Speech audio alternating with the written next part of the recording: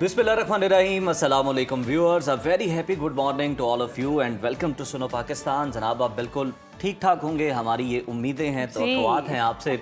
मैं हूं ज़ैद मलिक और प्रोग्राम में हमेशा की तरह मेरा साथ देंगी। मैं हूं माहम ज़ाहिर है ना। वेरी हैप्पी गुड मॉर्निंग और उम्मीद करते हैं जी आप जहां हों, जैसे हों, बहुत ही खुशबाश हों और हमारा प्रोग्राम देख रहे हों और चाय कॉफ़ी जो है अपनी इंजॉय कर रहे हों और मौसम की तब्दीली को भी आप इंजॉय कर रहे हो, क्योंकि सर्दी जो है वो बाकायदा तौर पर आना शुरू हो चुकी है और अब थोड़ी थोड़ी सर्दी लगती है। तो आपको लग रही थी आज सुबह मौसम जो है आपको पता है सर्द हो गया और कम से कम जो दर्जा हरारत है वो नीचे आता ही चला जा रहा है। मुख्तलिफ शहरों का मौसम आप बताएं माहम कैसा रहेगा? मुख्तलिफ शहरों का मौसम आज आपने प्रोग्राम का कुछ नहीं बताना कि हम क्या क्या करने जा रहे हैं। बताएंगे सारा वो आपको बता देंगे कि जनाब प्रोग्राम में क्या होगा जी। सियासत पर बात होगी, इन्फॉर्मेशन होगी, खेल के मैदान से भी गुफ्तगू करेंगे, सेहत पर बात होगी, सोशल इश्यूज भी हमारे प्रोग्राम का हिस्सा होंगे। और जनाब अब चलते हैं मौसम की तरफ बिला ताख़ीर और बताइए कि मौसम कैसा रहेगा। आइए चलते हैं और देखते हैं जी।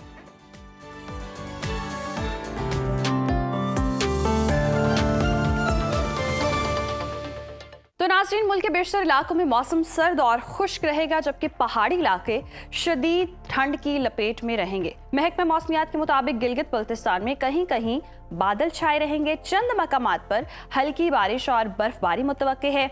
ताहम पंजाब और खैबर पख्तूनख्वा के मैदानी इलाकों में स्मोग और हल्की धुंध पड़ने का इम्कान है।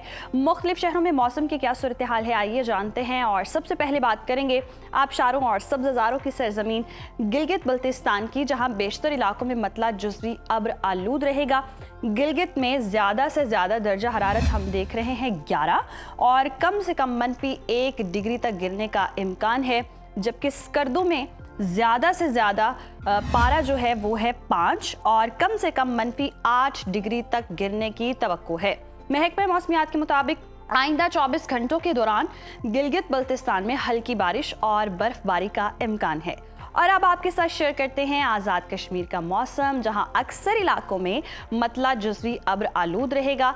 दारुल हुकूमत मुजफ्फराबाद लिए चलते हैं आपको। यहां पर हम देख रहे हैं ज़्यादा से ज़्यादा पारा है 22 और कम से कम 5 डिग्री रहने का इम्कान है, जबकि श्रीनगर में मैक्सिमम टेम्परेचर हम देख रहे हैं 13 और मिनिमम -5 डिग्री तक गिरने की तवक्को है।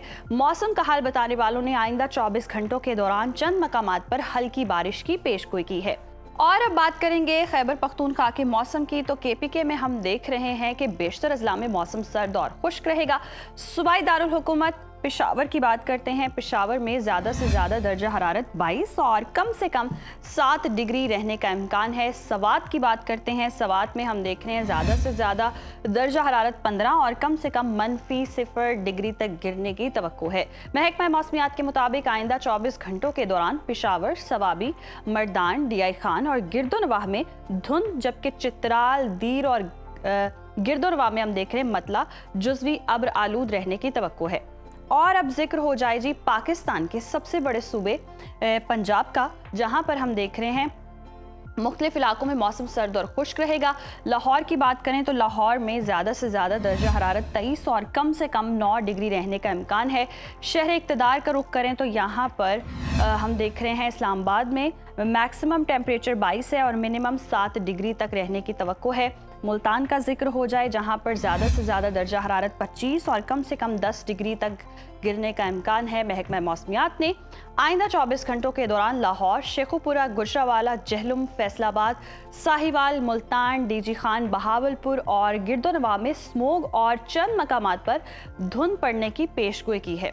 और अब बात हो जाए सूबा बलोचिस्तान की, जहाँ पर हम देख रहे हैं बेशतर इलाकों में मौसम सर्द रहेगा। फलों के शहर कोयटा का रुख करें तो यहाँ पर ज़्यादा से ज़्यादा दर्जा हरारत 17 और कम से कम -2 डिग्री तक गिरने का इम्कान है। महकमा मौसमियात के मुताबिक आइंदा 24 घंटों के दौरान सूबे के अक्सर इलाकों में मौसम खुश्क रहने का इम्कान है। और हमेशा की तरह जी आखिर में आपके साथ शेयर करेंगे सूबा सिंध का मौसम, जहाँ हम देख रहे हैं ज़्यादातर इलाकों में मतला साफ रहेगा। शहर कायद कराची का रुख करते हैं। कराची में ज़्यादा से ज़्यादा दर्जा हरारत 30 और कम से कम 15 डिग्री तक रहने का इम्कान है, जबकि हैदराबाद में ज़्यादा से ज़्यादा दर्जा हरारत 28 और कम से कम 16 डिग्री रहने की तवक्को है। मौसम का हाल बताने वालों ने आइंदा 24 घंटों के दौरान सूबे के बेशतर अजला में मौसम खुश्क रहने की पेशगोई की है।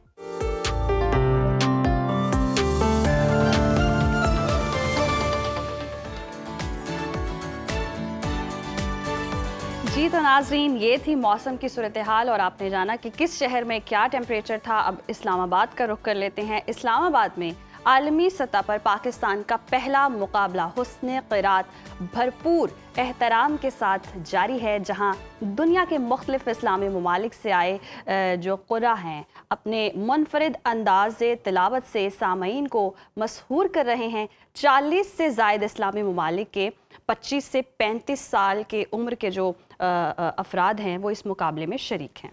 बैनुल-अक़वामी सतह पर इस मुकाबले की अहमियत इस वक्त और बढ़ गई है, जब मुख्तलिफ ममालिक के कुर्रा अपनी सलाहियतों का भरपूर मुज़ाहरा करते हुए इब्तदाई मराहिल में सामीन की दाद समेट रहे हैं। इसी हवाले से आपको दिखाते हैं इस्लामाबाद से हमारे नुमाइंदा उमर फारूक की ये खुसूसी रिपोर्ट। इस्लामाबाद में आलमी मुकाबला हुस्न क़िरात का दूसरा रोज। दुनिया भर से आए खुश अलहान कारी और हफाज के दरमियान मुकाबले जारी। चीफ जज कारी सैयद सदाकत अली ने इवेंट के इनेकाद को पाकिस्तान के लिए बड़ी सआदत और एजाज करार दिया।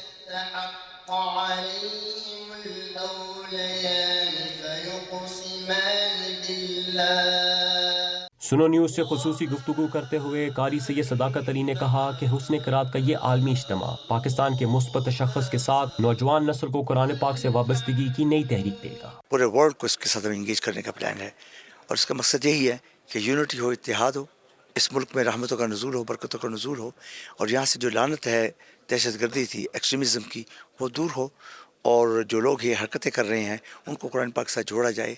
कुरान पाक तो सबक देता है दरगुजर का, टॉलरेंस का। नौजवान कुरान ने भी इस मुकाबले में शिरकत को अपने लिए बड़ा एजाज और सीखने का नादिर मौका करार दिया। तकरीबन 40 ममालिक से कुर्रा आए हुए हैं और पाकिस्तान में नुमाइंदगी कर रहे हैं और अपने मुल्क के नुमाइंदे हैं। फ़लस्तीन से आए कुरान ने कहा कि पाकिस्तानी अवाम की मेहमान नवाजी और दीन इस्लाम से अकीदत काबिल सताइश है। Pakistan really is known for backing Palestinians. They are known for providing support for Palestine. And we really would like to thank them for that. वज़ारत मज़हबी अमूर के ज़ेरे तमाम आलमी मुकाबले हुस्न क़िरात 27 नवंबर को इख्तिताम पसीर होगा। कैमरामैन फैज़ान अली के साथ उमर फारूक, सुनो न्यूज़, इस्लामाबाद। बहुत ही ज़बरदस्त जी। 40 इस्लामी ममालिक से कुर्रा जो हैं वो शरीक हैं और बड़ी ही खुशाइन बात है। इस्लामाबाद से एक और इवेंट है जी, लोक विरसा शक्कर पड़िया में इस वक्त एक शानदार बुक फेस्टिवल अपनी पूरी आबोताब के साथ जारी है। कौमी सतह के इस फेस्टिवल में मुल्क भर से कुतुब दोस्त, अदीब, मुहक्किक और तलबा जो है वो बड़ी तादाद में शरीक हो रहे हैं। और अगर आप मुताले के शौकीन हैं या किसी इल्मी ख़जाने की तलाश में हैं तो यही वक्त है वहाँ पर जाने का। फेस्टिवल इस वक्त पूरी रौनक से जारी है, आप ज़रूर वहाँ पर विज़िट करें। आपको दिखाते हैं सुनो न्यूज़ की हमारी नुमाइंदा हैं खुसूसी निदा मुमताज़, उन्होंने एक बड़ी ज़बरदस्त रिपोर्ट तैयार की है इस हवाले से। Let's have a look.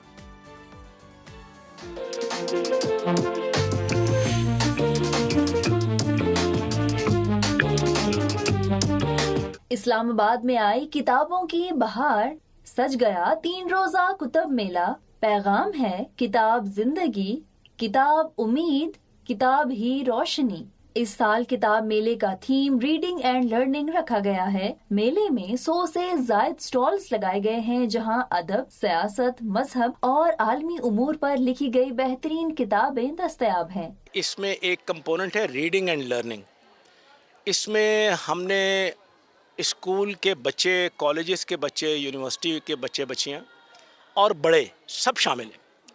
बच्चों के लिए हर रोज़ 10 से 12 सेशंस हैं, इंटरेक्टिव सेशंस हैं, ताकि उससे वो सवालों के जवाब पा सकें जो उनके जहनों में हैं। कुतुबीन कहते हैं टेक्नोलॉजी कितनी ही तरक्की क्यों ना कर ले, किताब से रिश्ता अटूट है। All across the Pakistan different writers हैं और उनकी बुक्स हमें यहाँ पे मिल रही हैं। ना सिर्फ मिल रही हैं बल्कि बहुत ज़्यादा अफोर्डेबल मिल रही हैं।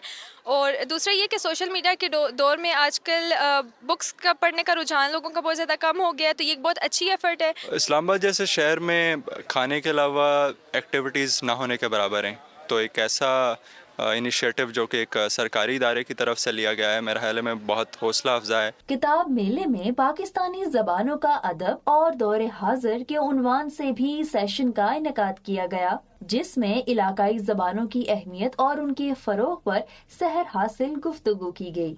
कैमरामैन उस्मान खालिद के साथ निदा मुमताज, सुनो न्यूज़, इस्लामाबाद। जी, तो ये खुसूसी रिपोर्ट आपने मुलाहिजा की और जो किताबें पढ़ने के शौकीन लोग हैं वो जाएं और मौके का फ़ायदा उठाएं। और इसके साथ साथ मैं उज़ैर आपसे ये पूछना चाह रही थी कि आपकी तनख्वाह आ गई? अब आप ये पूछे देखिए अभी वक्त ही नहीं हुआ, अभी तो आने वाली है। देखिए अभी तो महीना शुरू नहीं हुआ, पिछली कोई डिले कोई लेट ऐसा तो कोई मामला नहीं है दिसंबर के शुरू में आ जाएगी।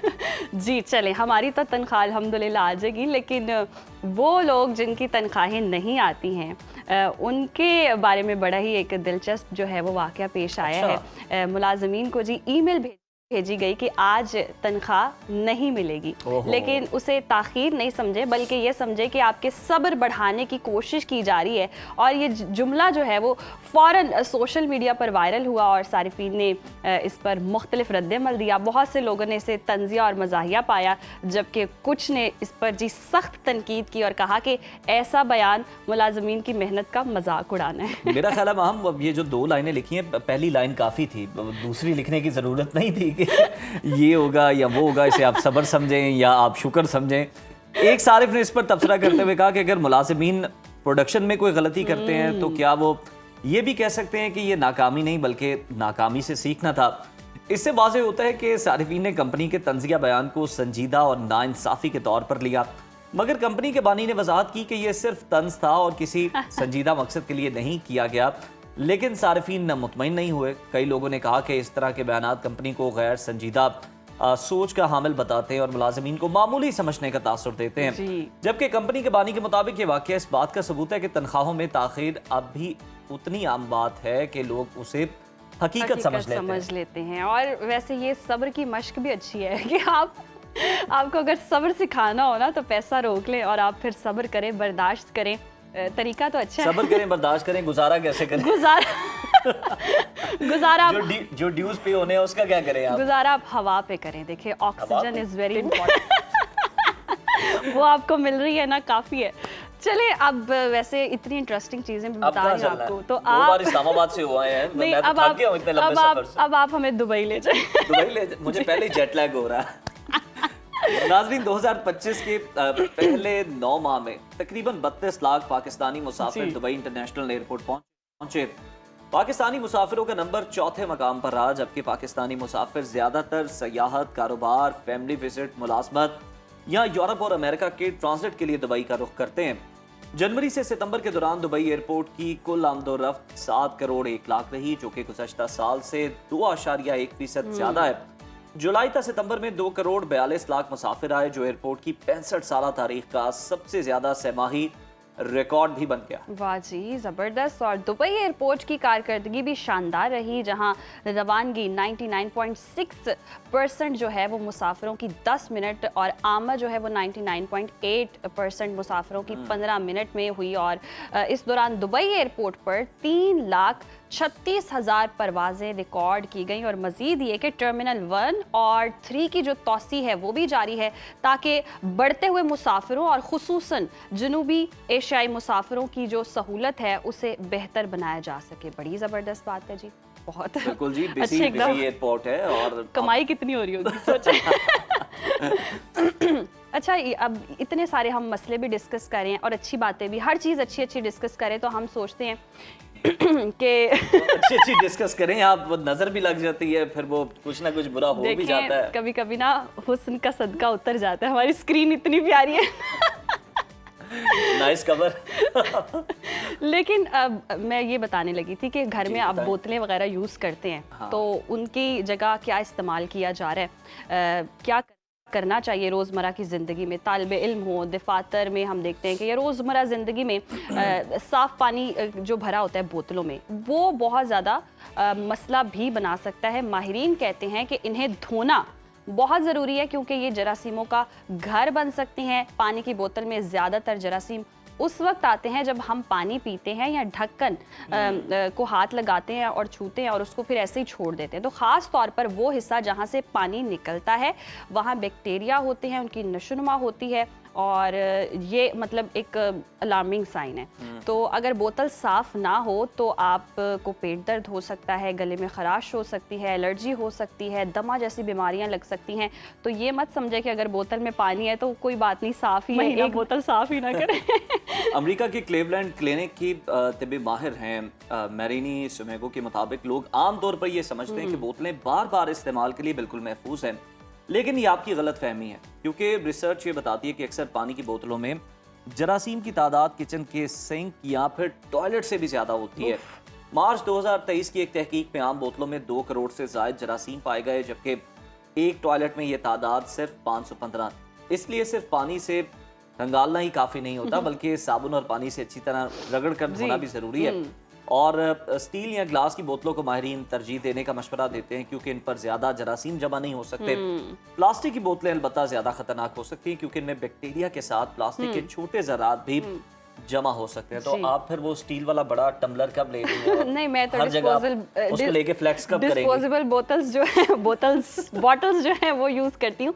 और वैसे आपको एक मैं बात बताऊँ, इनको वॉश करने के टूल्स भी होते हैं, अब तो बहुत आसानियाँ हो गई हैं। अच्छा। तो आप अपनी बॉटल्स को साफ रखा करें क्योंकि ये वाकई पानी अगर हम पी रहे हैं, पानी बहुत अच्छा है, पानी का इंटेक अच्छा है, लेकिन उस पानी के साथ अगर आप जरासीम का इंटेक करें तो सोचिए आपके लिए कितना खतरनाक हो सकता है। बहुत ज़्यादा खतरनाक होता है। और आप देखें हमारी ज़्यादातर जो आबादी है अब हकीकत पसंदाना हमें गुफ्तगू करनी चाहिए, वो ये जो पेप्सी की बोतलें हैं या फिर दूसरी बोतलें हैं, इनमें पानी भर के रख लेते हैं। ये इफ यू आर देसी तो आपकी फ्रिज में ऐसी चीजें होनी चाहिए। हम अपनी रूट्स के साथ जुड़े हुए हैं। बेशक आप जुड़े रहे, लेकिन मायरीन बता रहे हैं कि टॉयलेट से ज्यादा जरासीम है। अब भी जुड़े हुए हैं आप, तो साफ करें ना, उनको साफ करके पानी भर के उन्हें साफ रखें। करना मुश्किल होता है और बहुत ज्यादा मुश्किल होता है क्योंकि उनके जो लिड की जगह आपको पता है वो बहुत छोटी होती है। तो आप जनाब को कोशिश करें कि आप शीशे की बोतल यूज कर लें, स्टील की यूज कर लें, प्लास्टिक से अवॉइड करें। पर मैंने आपको बताया ना कि इनके बाकायदा तौर पर टूल्स मौजूद हैं। बोतल की सफाई सिखाना मेरा काम है, आपको आप बोतल लेकर माम की सफाई करना रहिएगा। पता नहीं आखिरी टाइम कब बर्तन धोए थे, ये आप वैसे ही बना रही हैं। यहाँ ब्रेक लेने बनता है, यहाँ वक्त है ब्रेक का। हमारे साथ रहिए। Welcome back. और नाज़रीन, आज के तेजी से तरक्की करते हुए दौर में AI यानी कि जो मस्नूई ज़हानत है वो हमारी ज़िंदगी का लाजमी हिस्सा बनती जा रही है। दुनिया भर में तलबा और आम लोग हर काम के लिए जी रिलाय करते हैं AI पे। और क्विज़ की तैयारी करनी हो, होमवर्क करना हो, कोई भी मुश्किल काम हो, कोई मुश्किल सवाल हो, रोज़मर्रा के मशवरे इवन हो, और इवन आप बोर हो रहे हैं, आपने बातचीत भी करनी है, तो फौरी तौर पर AI पे हम इन्हिसार करते हैं। ऐसा महसूस होता है जैसे हमने अपने जहन का जो इस्तेमाल है वो कम कर दिया है और अब बस टेक्नोलॉजी पर ही भरोसा है। माम, इसके अलावा एक चीज़ और भी है, आप इमोशनल भी होते हैं, तब भी आप उससे सवालों जवाब कर रहे होते हैं, पूछ रहे होते हैं। सवाल ये कि क्या मुस्तकबिल में AI वाकई इंसानों की जगह ले सकता है? नई टेक्नोलॉजी किस हद तक हमारी जिंदगियों को बदल रही है और लोगों की सोच में क्या तब्दीली आई है? इस हवाले से हमारी साथी एंकर रुबीना यूसुफ ने एक खुसूसी रिपोर्ट तैयार की है, आइए देखें। Very good morning, you are watching Suno Pakistan और मैं मौजूद हूँ UMT यूनिवर्सिटी में। आज मैंने सोचा कि स्टूडेंट्स से बात की जाए, स्टूडेंट्स जो कि AI का बहुत ज़्यादा इस्तेमाल कर रहे हैं, अपने ब्रेन को बिल्कुल यूज़ नहीं करें, जबकि हम बचपन में बहुत ज़्यादा पढ़ा करते थे, हर वक्त किताबें आसपास और अपने दिमाग का बहुत ज़्यादा इस्तेमाल करते थे। और अब जबकि AI का दौर चल रहा है, लोग स्टूडेंट्स जो हैं वो AI का बहुत ज़्यादा इस्तेमाल कर रहे हैं, बहुत ज़्यादा इस पर डिपेंडेंट हो गए हैं और फिर ये सोच रहे हैं कि आगे जाके जॉब्स नहीं मिलेंगी, AI से रिप्लेस कर दिया जाएगा। तो आज हम इनसे बात करते हैं कि कितना खौफ है इनके जहन में और क्या वाकई ही उनको ये लगता है कि जो AI है वो एक ह्यूमन की जॉब को रिप्लेस कर सकती है। हमारे साथ रहिए।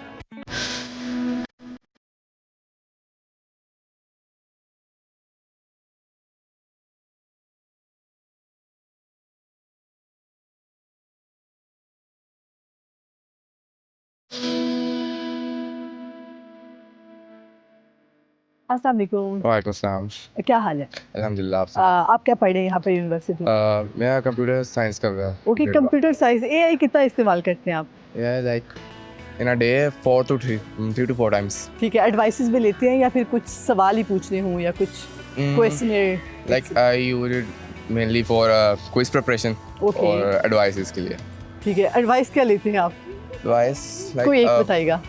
लाइक रिसेंटली मैंने एक डाइट स्टार्ट करनी थी, उसके लिए मैंने वो निकाला था, रूटीन निकाली थी। ठीक है। इसके अलावा सम टाइम लाइक अब मुझे कोई प्रोजेक्ट वगैरह बनाना है तो उसके लिए अब मैं क्या रूल फॉलो करूँगा वो सारा। क्या समझते हैं कितना हेल्पफुल है और इसने कितना हेल्प आउट किया आपको? लाइक इन माई स्टडीज और like overall like it was very helpful. So do you think if there is no an AI, so how do you feel that without that? It's gonna be a huge problem for me because AI is like you know, I forget stuff, so I have to ask ChatGPT, AI how is the things going on, stuff blah blah blah.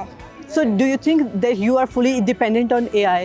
I'd say that I have the element of creativity, but if I say I'm fully dependent on AI, that won't be lie. Yeah. Oh my God. So I'm kinda.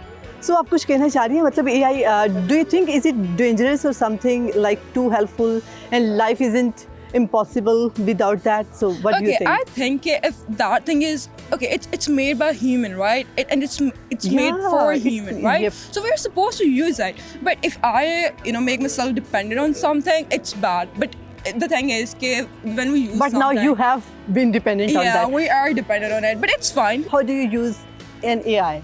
I use it as it is intended to be used, like a tool, not as Okay. like people do their entire assignments on it. But it's used for specific usage, like to find sources. How for often do you research. use? Almost every day. Oh my God, every day? Yeah, So but- do you take advices or your quizzes preparation or assignments? So for what purpose do you use? The best I can say is like give me an outline for something, not like make the assignment for me, because I feel like the more we use AI, the more brain functionality we're losing, like cognitive Yeah. capabilities. So are you feeling it? Have you started feeling that your brain usability? Yeah, is the not- more I rely on AI to do my job, I feel like the less capable I am being. Yeah. So I try to do the more as best as I can, as alone, without using AI. But it's a tool. It's useful. Yeah. No denying it. So I do use it every day. Okay अच्छा लोगों के जहन में एक ये बहुत बड़ा एक कॉन्सेप्ट आ गया कि AI can replace the human. Yes. और हमारी जॉब्स भी जा रही हैं. Do you think that? No, not in the short term, because when you're typing a message to your friend, there's a spell check and there's a character guessing the entire word.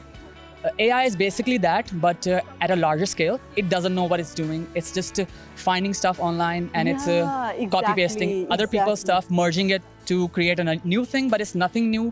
AI cannot do novel things. People who are coding, they're worried about AI can code by itself, but one thing it can't do is make novel things. It can only copy paste other people's stuff. So I'm not worried about people who are skilled, who can make novel new things. They don't need to worry about it. मुझे बताइएगा आप AI कितना use करती हैं? As a university student तो अब like daily base पर daily basis पे बहुत ज़्यादा यूज़ करती हैं. ठीक है. सबसे ज़्यादा क्या सर्च करती हैं आप उस पर? मैं वैसे मोस्टली जो है जो भी प्रोजेक्ट्स वगैरह मिलते हैं क्योंकि इतना आइडिया नहीं होता और इतना एक्सपीरियंस नहीं है तो आइडियाज़ लेने के लिए यूज़ करती हूँ. ठीक है. आप सेटिस्फाइड होती हैं जो भी आइडियाज़ मिलते हैं आपको? Not that much. ठीक है. आपको लगता है कि जो AI है वो कभी हमारी जॉब्स रिप्लेस कर सकता है?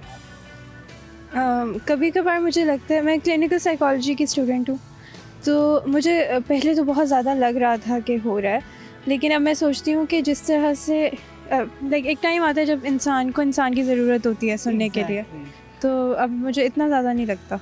अस्सलाम वालेकुम. वालेकुम अस्सलाम. क्या हाल है? अल्हम्दुलिल्लाह. अच्छा मुझे बताइएगा AI का कितना इस्तेमाल है आपकी ज़िंदगी में हर AI रोज़? का इस्तेमाल रोज़ाना है कि उसके बगैर ना तो असाइनमेंट होती है ना तो क्विज़ होती है.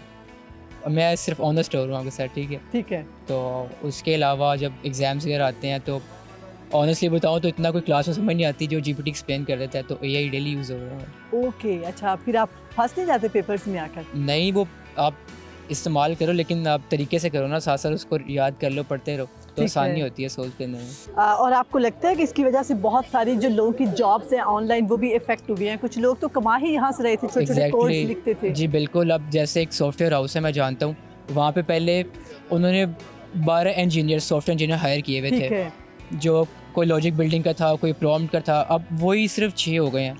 मतलब कि इंसानों की जो जितनी भी जो काम थे वो कम होते जा रहे हैं, तो एम्प्लॉयज़ रेशो भी काफ़ी कम होगी जब से वैसे AI आपको है. लगता है कभी AI एक ह्यूमन को रिप्लेस कर सकेगा? जी एग्जैक्टली ये कर रहा है. ये आप एक सॉफ्टवेयर हाउस में मैंने वहाँ पे इंटर्नशिप की थी, तो वो वहाँ पे पहले काफ़ी ज़्यादा आपको प्रोग्रामर्स देखने को मिलते थे, लेकिन वही हाफ हो गए हैं. Oh my God. तो आप थोड़ा सा मतलब आप कितना डिपेंडेंट हो गए हैं इस पर? अब आपको मैंने जैसे स्टार्ट में बताया कि क्विज़ असाइनमेंट और जैसे एग्जाम की प्रिपरेशन होती है तो वो हम सारा चैट GPT से करते हैं. कभी तो कभार आप टोटली एडवाइस भी लेते हैं कि आज मेरा दिल बहुत टूटा हुआ है, चैट GPT बिल्कुल ऐसा ही है. बिल्कुल ऐसा ही है. तो वो अपनी डेली रूटीन शेयर करके अगर कोई मसला चल रहा हो तो वो उसको बताते हैं, बल्कि वो हमें गाइड भी करते हैं कैसे टैकल करना है उसको. अस्सलाम वालेकुम. वालेकुम सलाम. आपका नाम? हमजा आमिर. हमजा आमिर, मुझे बताइएगा दिन में कितना AI का इस्तेमाल करते हैं आप? AI का इस्तेमाल दिन में ऑलमोस्ट घंटा हो जाता है, क्योंकि जब असाइनमेंट्स वगैरह करनी है, ठीक है, अगर किसी टीचर ने क्विज दे दिया है जो कह के LMS पे खोल के कर लेना, तो उसमें भी फिर यही चलता है। कभी प्लेजरिज्म पकड़ा गया है उसकी तरफ? नहीं, वो लोग का पकड़ा गया, हम ज़्यादा फास्ट है, हमारा नहीं पकड़ा जाता, हम रिमूव कर लेते हैं ना। प्लेजरिज्म चेक वाली भी तो वेबसाइट्स है ना, हम उनसे क्लियर कर लेते हैं। ठीक है, कभी नहीं लगा आपको कि आप अपने ब्रेन का इस्तेमाल नहीं कर रहे, AI पर डिपेंडेंट हो गए हैं? नहीं, क्योंकि AI को कमांड कौन दे रहा है? मैं खुद ही दे रहा हूँ ना। अगर मेरे अंदर ब्रेन नहीं होगा तो मैं कमांड तो नहीं ना दूंगा। ये तो बहुत छोटी सी एक इतनी सी कमांड और वो आपको इतना लंबा आंसर फिर उसको मैंने देखना भी तो है ना कि मेरा काम क्या है कि नहीं है। काम का नहीं होगा मैं उसको दूसरी कमांड दे दूंगा। ये किसी का आपने इंटरव्यू अच्छा सुना हुआ है? नहीं, ये इतनी नॉलेज है, इतनी सेंस है। ओके, बिल्कुल। अच्छा, आप कुछ कहना चाह रहे हैं कि AI बहुत डेंजरस है और ये कभी भी कुछ हो सकता है, हमारी जॉब्स रिप्लेस हो सकती है, इसके बारे में क्या मैसेज जॉब्स नहीं रिप्लेस हो सकती। देखें, आप कभी भी ह्यूमंस को रिप्लेस नहीं कर सकते, क्योंकि AI को ऑपरेट करने के पीछे भी कौन सी फोर्स चाहिए? ह्यूमन फोर्स चाहिए। Very good. AI को रिप्लेस नहीं, AI ह्यूमंस को रिप्लेस नहीं कर सकता। हाँ, उन लोगों के लिए खतरा है जो इस टेक्नोलॉजी को अडॉप्ट नहीं कर रहे। अगर आप टेक्नोलॉजी को अडॉप्ट नहीं ना करेंगे, फिर आप जोन सी मर्जी टेक्नोलॉजी, आपकी जॉब खत्म हो जाएगी। मतलब आप इसको सीखते जाए, साथ साथ एक्सप्लोर करें, आपके फायदे की चीज़ है। इसको आप एज असिस्टेंट डील करें ना, ये आपकी असिस्टेंट है। आप इसको अगर अपना मालिक समझेंगे या आप अपना बॉस बना लेंगे तो तब भी आप खराब है, और अगर आप इसको अडॉप्ट ही नहीं करेंगे तब भी आपका नुकसान।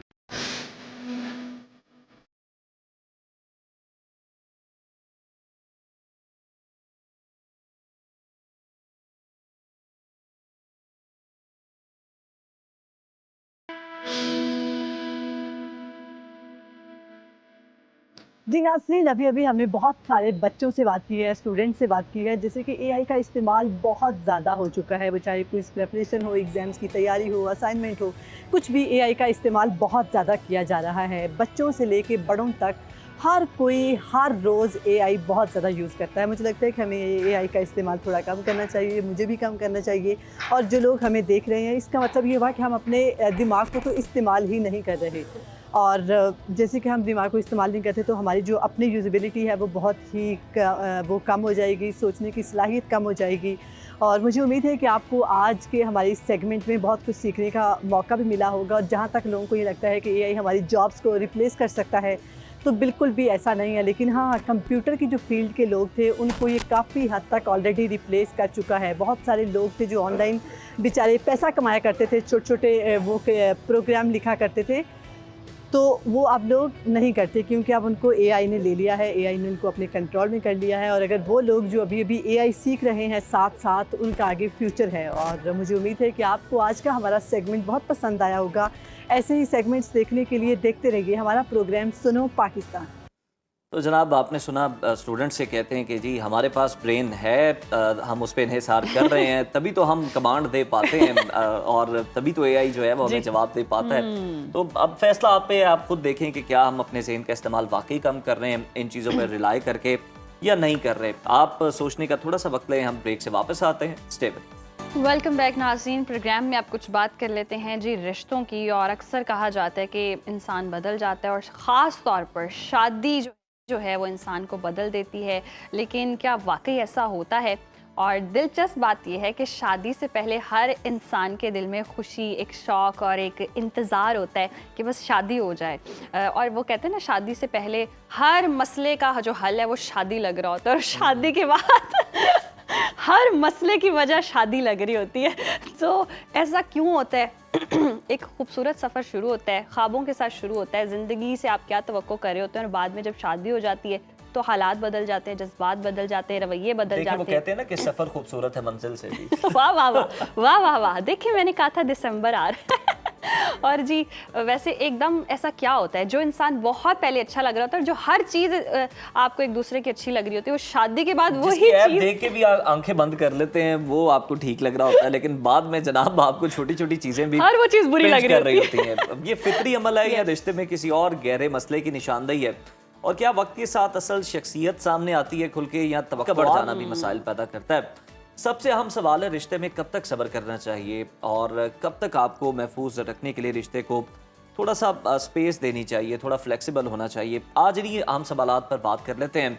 रिलेशनशिप कोच मिसेस खान ने हमें ज्वाइन किया है। Mrs Khan, good morning and welcome to Suno Pakistan. Mrs Khan, शादी के बाद रवैयों में तब्दीली एक वालेकुम अस्सलाम एक नॉर्मल अमल है, या फिर लोग शादी के बाद क्या वजह है कि मुख्तलिफ नजर आने लगते हैं? ये नॉर्मल अमल है, बिल्कुल नॉर्मल। शादी के वक्त आपको तो हर चीज़ हरी हरी नज़र आती है, हर चीज़ बहुत प्लेजेंट नज़र आती है, हर चीज़ में ऐसे लगता है you are flying high in the sky. लेकिन शादी के बाद जो बर्बादी शुरू होती है तो औरतों को रियल लाइफ में आना चाहिए, और बाद में एक्चुअली रियल लाइफ शुरू होती है। ये नहीं कि अब शादी हुई तो अब हम खूब घूमेंगे फिरेंगे, नए नए कपड़े पहनेंगे। आपा, आपने भी शादी की है, शादियां भी करवाती हैं, ऐसी कौन सी बर्बादी हो जाती है? बिल्कुल। पूछिएगा बाज औरतों से कि किस तरह उनसे उनके हस्बैंड्स बिहेव करते हैं, शट अप कॉल कैसे दे देते हैं। उनकी हर अदा में कोई ना कोई मकसद होता है। वो अब अपना अफेयर भी चला रहे होते हैं और अपनी बीवी के ऊपर बाज़ दफ़ा सख्तियां भी बहुत कर रहे होते हैं। अगर बाहर चली जाए अमेरिका वगैरह तो उसको वापस आने ही नहीं देते। आजकल तो जितनी कानून साजी हो गई है, जो अदालती फैसले आ रहे हैं, मर्द तो बेचारे खामोश हो गए हैं। नहीं नहीं नहीं नहीं, मर्द की मर्दानगी हमेशा से रही है, रहेगी, उसकी डोमिनेशन और रहती रहेगी। ये डोमिनेशन अल्लाह ताला ने उसको दी है। अब आपको ये समझ में आया तो हमें थोड़ा सा नीचे रहकर भी अगर हम अच्छी तरह अपना वक्त गुजारें, अपने अपने हस्बैंड के साथ रल मिलकर उसकी कंसेंट से सारी चीज़ें करें तो कोई मसले नहीं होते। ये अब मसले यूं खड़े होते हैं जब आप भी आंखें दिखाएंगी, वो भी आंखें, वो तो फिर 4 दिखाएगा, तुम 2 दिखाओगी तो वो तो 4 दिखाएगा। फिर रोती है औरत, हाय हाय ये तो पहले इतना स्वीट था, इसकी तो आवाज़ ही नहीं निकलती थी, इसने तो मुझसे ये प्रॉमिसेस की थी।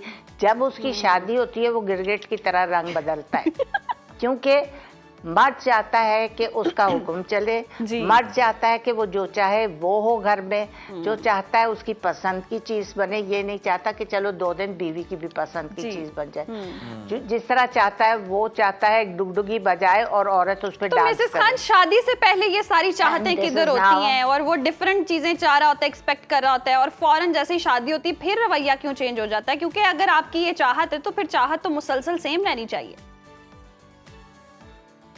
नहीं, कैसे सेम रह सकती है?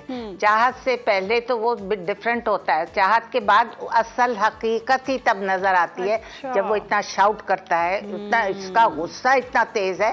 शादी से तो पहले उसका लबो लहजा क्या होता है, मुंह से फूल झड़ रहे होते हैं। जब उफ और हाय तौबा, जब वो चीख चीख कर पुकारता है और वो चीख रहा होता है और 2-4 साथ में गालियां भी दे रहा होता है, तो फिर आपको उसका असल हकीकत पता चलती है कि वो है क्या, उसका बैकग्राउंड क्या है। जब वो घर में आता है, सास और नंदे उसको ट्विस्ट करती, पिंच करती हैं और पीछे से चाबी भरती हैं, फिर देखे तो तमाशा क्या होता है। तो ये तो फैमिली, जॉइंट फैमिली अगर अलग भी रह रहा हो तो वहाँ पर भी हमेशा मर्द की डोमिनेशन रहती है। औरत को भी चाहिए कि वो हर हालात में थोड़ा सब्र करे और वो भी थोड़ा सा कोऑपरेट करे, तो फिर हालात नहीं बिगड़ते। जी जी कहते रहो, हमने भी सारी जिंदगी जी जी कहा है ना, तो अपना वक्त गुजारा है और जी जी करते करते आप राज तो कर मिसेस सकते हैं। खान, जी जी करते हुए तो यही हो गया ना कि अपना मन मार कर आपने सरवाइव करना है। तो जिस रिश्ते में आपको मन मार के सरवाइव करना पड़े, नहीं नहीं नहीं नहीं, जी उसके सामने करो, मनमानी अंदर से अपनी करो, समझती हो? जी ऐसे नहीं, ऐसे करना, ऐसे जी जी, वो इतना सेटिस्फाइड हो जाएगा कि आप फिर अपनी मनमानी भी उसमें कर लेंगी, उसकी भी जी जी रह जाएगी, उसकी भी इज्जत रह जाएगी। आप अपना भी जो आपका दिल चाह रहा है, मन चाह रहा है, आप अपनी अम्मी से बात करना चाह रही हैं या उनके घर जाना चाह रही हैं, उस वक्त उसने गुस्से में कह दिया नहीं अभी तो मैं ऑफिस जा रहा हूँ, मैं नहीं जाकर जाता। जब वो आएगा, अच्छा मूड बनाए, अच्छा चाय पानी दें, थोड़ा सा कुछ बना के सैंडविच कबाब उसके साथ रख लें, कोई घर में फ्राई कर दे उसको, फटाफट चिप्स वगैरह उसके साथ चाय के साथ, देखें उसका मूड आप बूस्ट अप करें। आप उसको प्यार से कहें देखो मैं तैयार हूँ, अब मेरा दिल चाह रहा है अम्मी के घर जाने को। तो there are many ways to tackle a man. ये बड़ा अच्छा एक तरीका जो आपने है ना लड़कियों के साथ शेयर कर दिया, उन्हें बता दिया। अब जरा मिसेस खान इसकी तरफ आ जाते हैं कि बहुत ज़्यादा तवक्कुआत जो हैं वो लगा ली जाती हैं और फिर कहा जाता है तुम पहले जैसे नहीं रहे या तुम पहले जैसी नहीं रही। ये इस तरह का जुमला जो है ना, ये बड़ा कॉमन है। क्या वजह है? एक्सपेक्टेशंस बहुत ज़्यादा होती हैं और कोई इस तरह के सुहाने ख्वाब होते हैं जो फिर वो पूरे नहीं हो पाते, तो फिर इस तरह के जुमले जो हैं वो कैसे जाते हैं एक दूसरे पर। बिल्कुल, इसमें ज़्यादातर औरत सफ़र करती है। औरत जो है, मर्द उसको इतना वो हाइप देता है और हर चीज़ झूठ बताता है। 90% मर्द जो होते हैं ना, जो लव मैरिजेस ज़्यादातर कर रहे होते हैं, वो झूठ पे बेसिस होते हैं। लेकिन अरेंज मैरिजेस भी कम नहीं होती। सासें कुछ होती हैं जब रिश्ता लेने आती हैं, लेकिन जब वो लड़की को लेकर ब्याह कर लेकर जाती है तो वहाँ पे टोटली दूसरा सिनेरियो होता है। तो ये मत कहें कि लव मैरिजेस में ज़्यादा औरत जो है उसको ज़रा सहना पड़ता है, बल्कि अरेंज्ड मैरिजेस भी बाज़ लोग घर बदल कर, सारा कुछ गाड़ियाँ लेकर अपने दोस्तों की या किरायों पर, और बाद में 2-3 महीने में पता चलता है घर शिफ्टिंग हो रही है, वो गाड़ी भी चली गई, वो बाइक आ गई बंदे की, वो तो उसकी फुप्पी की फैक्ट्री थी भाई, जो वो अपनी फैक्ट्री थोड़ी थी उसकी, और वहाँ का वो अपना CEO कहलाता है, जबकि वो वहाँ का छोटा सा मैनेजर होता है और उसको अच्छी खासी पे मिल रही होती है, सैलरी। लेकिन वो जो उसने दिखाया होता है वो नहीं होता, वो एक अपना मुलाजिम होता है एक जगह का, और कह देते पार्टनर है उधर का।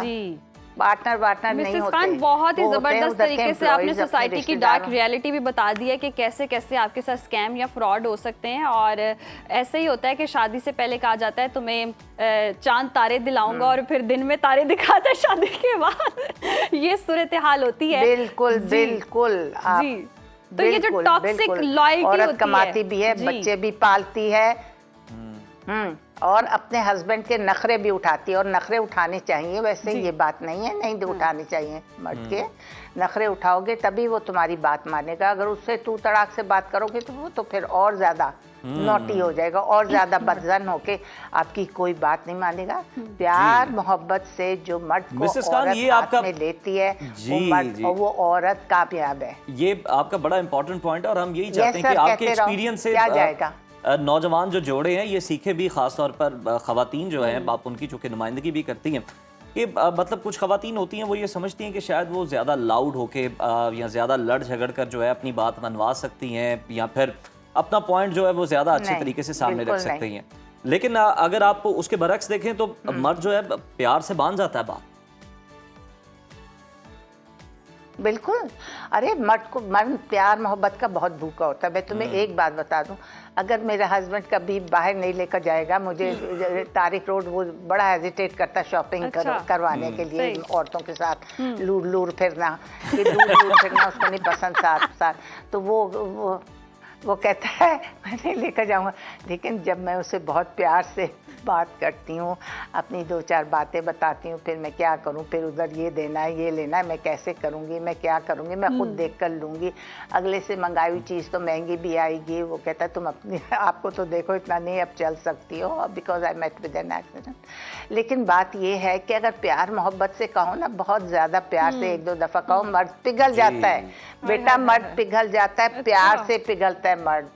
उसको कुछ अच्छा बता दो कि मैंने आज आपके लिए ये खास बनाया, देखे मैंने कितना एफर्ट किया, सारा दोपहर से शाम तक मैं लगी रही आपके खानों में, आपके बच्चों को पढ़ाया, ये किया वो किया, see everything is settled, you will come and have good food also, सारा कुछ आपने किया। वो तो मर्द का भी फिर दिल चाहता है कि इसने मेरे लिए इतनी अभी आपा इतना प्यार दिखा देना। तो कुछ खवातीन का शिकवा है कि मर्द पिघल के घर से बाहर चला जाता है, और इतना पिघल जाता है कि फिर दूसरी औरतों को देखना शुरू कर देता है।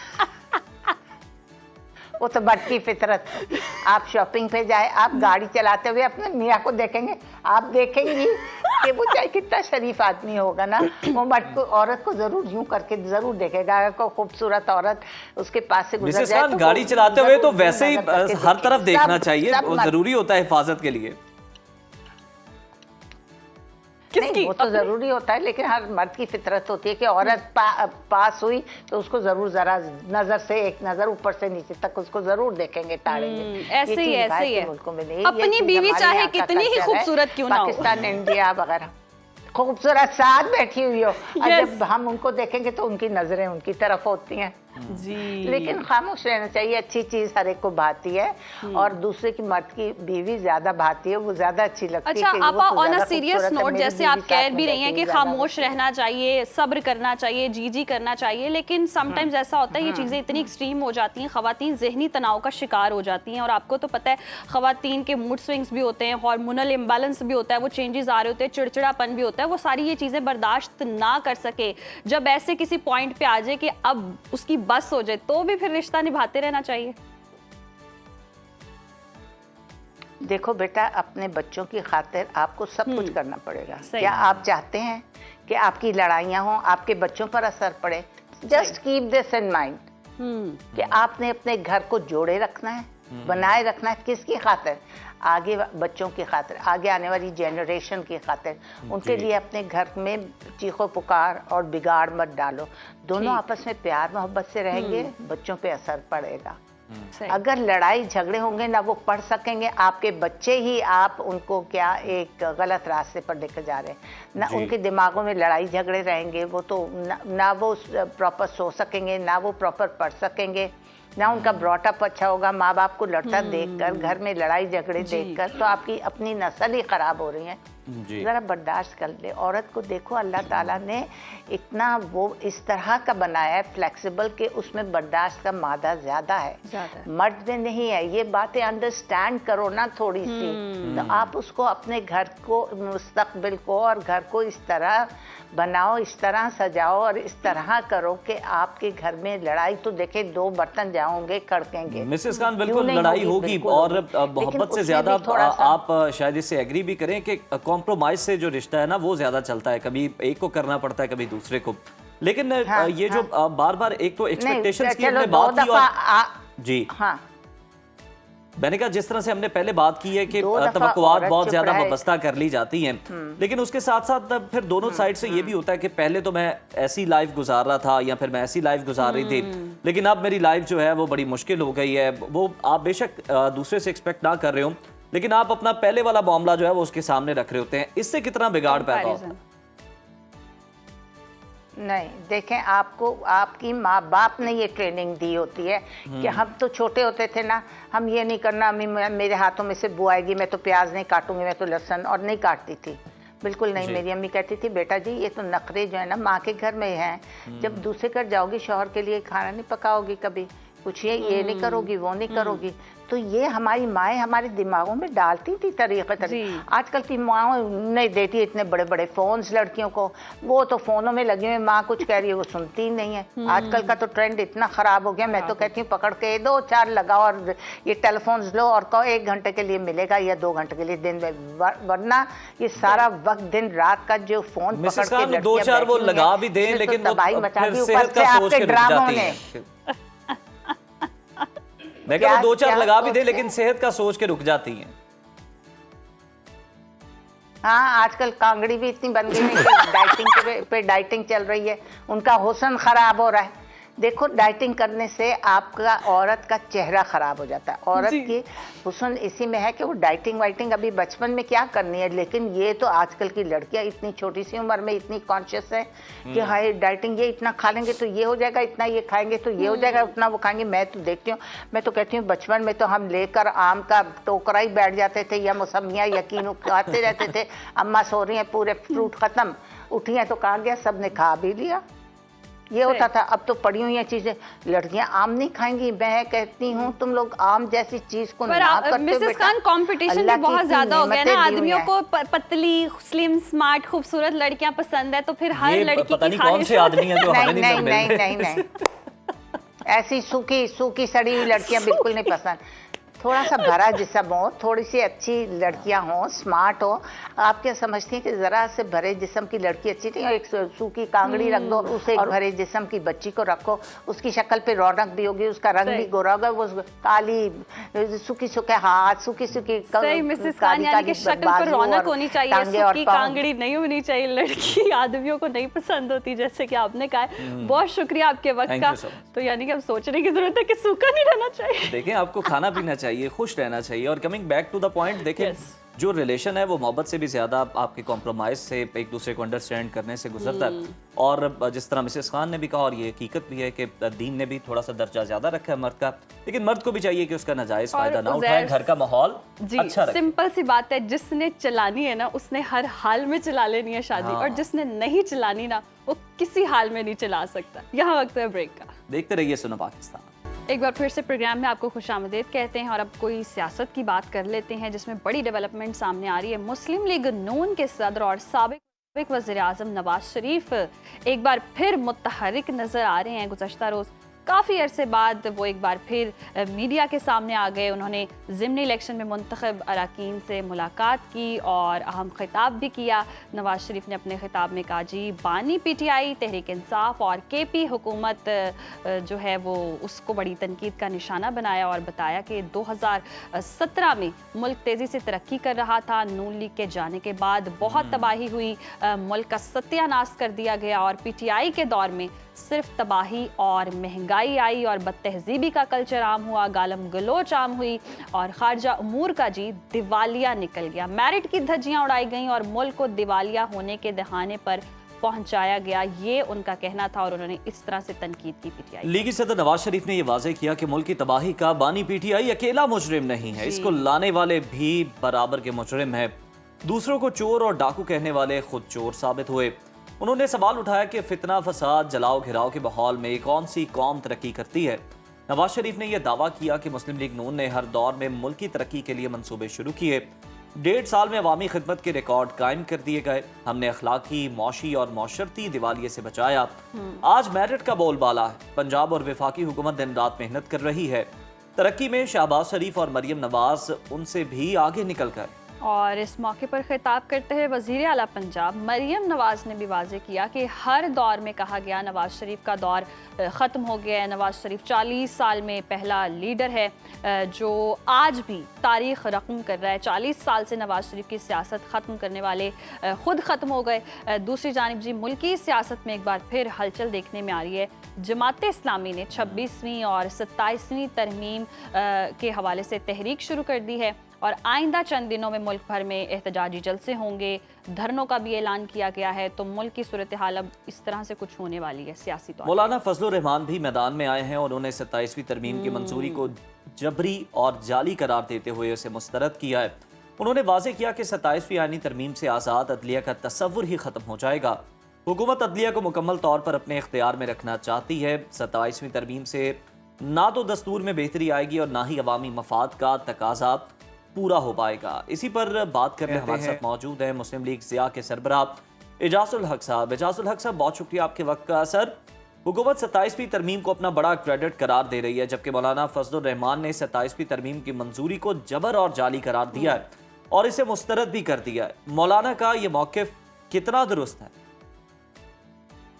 ये 26वीं और 27वीं तरमीम को काफ़ी कंट्रोवर्शियल करने की कोशिश की गई है और मौलाना फजल रहमान ने 26वीं तरमीम में तो वोट भी दिया था, लेकिन इस दफ़ा क्योंकि मौलाना साहब के वोटों की ज़रूरत नहीं थी, उसके बग़ैर क्योंकि ख़वातीन की सीटें बढ़ गई थी तो मौलाना साहब के बग़ैर भी 2/3 अक्सरियत बन रही थी।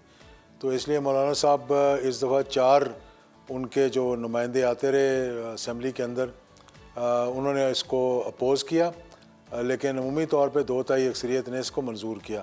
अब 26वीं और 27वीं तरमीम में बातें तो बहुत सी हो रही हैं, लेकिन ये जब कि पार्लियामेंट की 2/3 अक्सरियत ने इसे पास किया है तो इसको आगे जो भी आप कह लें, लेकिन पार्लियामेंट की मंजूरी का मतलब ये है कि ये तरमीमें अब हो चुकी हैं और इन पर अमल दरामद शुरू हो चुका है। अच्छा एजाज साहब, 26वीं और 27वीं तरमीम के खिलाफ जो है अब बदल दो निज़ाम तहरीक चलाने का ऐलान किया जा रहा है और वाज़ेह किया जा रहा है जी कि मुल्क भर में जलसे और धरने दिए जाएंगे। तो एहतजाज को रोकने के लिए हुकूमत की क्या हिकमत अमली होगी? को रोकने के लिए तो ये हुकूमत को मालूम होगा कि हुकूमत ने क्या अपनी हिकमत अमली बनानी है, लेकिन हर एक का हक है एहतजाज करना। जमात इस्लामी क्योंकि उनकी नुमाइंदगी नहीं है पार्लियामेंट के अंदर, सेनेट में उनकी नुमाइंदगी है। अगर सेनेट में उनका कोई नुमाइंदा है तो उसने वहाँ पर बात भी की होगी। ये चीज़ें धरनों से और एहतजाज से मामलात हल नहीं होते, ये बैठ कर बहस करनी चाहिए। हुकूमत को भी चाहिए था कि जब वो 27वीं तरमीम ला रहे थे और 26वीं तरमीम काफ़ी जल्दबाजी में तो नहीं हुई, लेकिन उस पर एक कमेटी बनी, बहुत सारी बहस हुई, आपस में जो इख्तिलाफात थे उनको दूर करने की कोशिश की गई। फिर मौलाना फजल रहमान साहब फोकल फिगर थे उन दिनों में, जमात इस्लामी समेत तमाम जमातों ने उनसे रात के 2 बजे 3 बजे मुलाकातें की, पीपल्स पार्टी हुकूमत और दीगर जमातें, जमात इस्लामी सब जाते थे मौलाना साहब के पास। इस दफ़ा क्योंकि हुकूमत के पास अपने इत्तेहादियों के साथ मिलकर 2/3 अक्सरियत थी, तो सेनेट में उन्होंने अलबत्ता 1-2 लोगों ने जाकर out of the way vote दिए हैं, लेकिन कौमी असम्बली में उसकी कोई ज़रूरत नहीं थी। तो जमात इस्लामी अगर एहतजाज करना चाहती है तो उनका हक़ है, एहतजाज करें। सिर्फ ये है कि लॉ एंड ऑर्डर को अपने हाथ में ना लें। उसके अलावा जो भी बात करनी है जिस जमात ने भी उसकी इजाज़त से वो कर सकती है। बिल्कुल, सभी मौलाना साहब के पास जाया करते थे और मौलाना बाद में मेन्यू भी बताते थे कि क्या क्या खिलाया उन्होंने। एजाज साहब, सदर को देखें, आसिफ अली जरदारी को, तो उन्हें पहले ही मुद्दत के दौरान इस्तिस्ना तो हासिल है, मगर 27वीं तरमीम के अंदर सदर मुमलिकत को ताहयात इस्तिस्ना दे दिया गया है। ये ताहयात इस्तिस्ना देना क्यों ज़रूरी था? क्या मुहर्रिकात हैं? सदर का ओहदा हो या कोई और ओहदा हो, ये चीज़ें जो है immunity with in the tenure, तो एक बात है कि भाई आप एक वक्त सदर हैं और सदर को आइन के अंदर इस्तिस्ना हासिल है कि सदर के ख़िलाफ़ उस दौरान जबकि वो सदर हैं कोई जो है वो केस नहीं हो सकता या उनके ख़िलाफ़ कोई नैब नहीं उनको पकड़ सकती या कोई और काम नहीं हो सकता। लेकिन इस्लाम के अंदर तो इम्यूनिटी की इजाज़त कोई नहीं है, क्योंकि अगर आप अवामी नुमाइंदे हैं, आपके पास शूरा है, आपके पास अवाम है जिनसे आप वोट मांगने जाते हैं, तो फिर इस्लाम के अंदर जो है वो इम्यूनिटी की इजाज़त नहीं है। क्यों कि इस्लाम के अंदर तो हम प्रेसिडेंस देखते हैं, माजी में अगर जाएँ सहाबा कराम का या हज़रत उमर रज़ी अल्लाह अन्हु का देखें तो उन पे भी लोगों ने खड़े होकर जो कि सबसे ज़्यादा एक उस वक्त के खलीफा थे जिनका रोब जो था वो कैसर और कसरा में, यानी कि रोम से लेकर और ईरान तक जो है उनकी बादशाह थी, और इतनी बड़ी हुकूमत शायद आज तक दुनिया में किसी ने ना की हो। लेकिन जब वो भी खड़े होते थे तो उन पे लोग जो है सवाल करते थे कि आप बताएं कि जी आपका जो कपड़ा है, जो आपकी कमीज़ है, वो इतनी लंबी क्यों है। तो हज़रत उमर रज़ी अल्लाह ताला अन्हो जैसा खलीफा भी खड़ा होकर जवाब देता था कि अब्दुल्ला, अपने बेटे को कहते हैं कि अब्दुल्ला बिन उमर तुम बताओ कि मेरा कुर्ता लंबा क्यों है। तो वो कहता है कि मैंने अपने हिस्से का कपड़ा जो है अपने वालिद को दे दिया था, तो उन्होंने फिर इसको बनाया, क्योंकि हज़रत उमर का कद लंबा चौड़ा था और उनको ज़रा कपड़ा भी ज़्यादा लगता था, और उन्होंने बेटे के कपड़े को साथ मिलाया। तो मैं इस बात पे यकीन नहीं रखता कि किसी को भी इम्यूनिटी देनी चाहिए। क्यों दी है ये इम्यूनिटी, ये मुझे नहीं मालूम। हुकूमत ने दी होगी, इस पर कोई इतराज़ हुआ या नहीं हुआ, ये भी हमें नहीं मालूम। लेकिन जो जहाँ तक इस्लाम की रूह है, जहाँ तक मेरा अपना ख्याल है कि ये इस्तिस्ना नहीं होना चाहिए, और सदर को ख़ुद भी नहीं चाहिए ताकि वो ये इस्तिस्ना ले।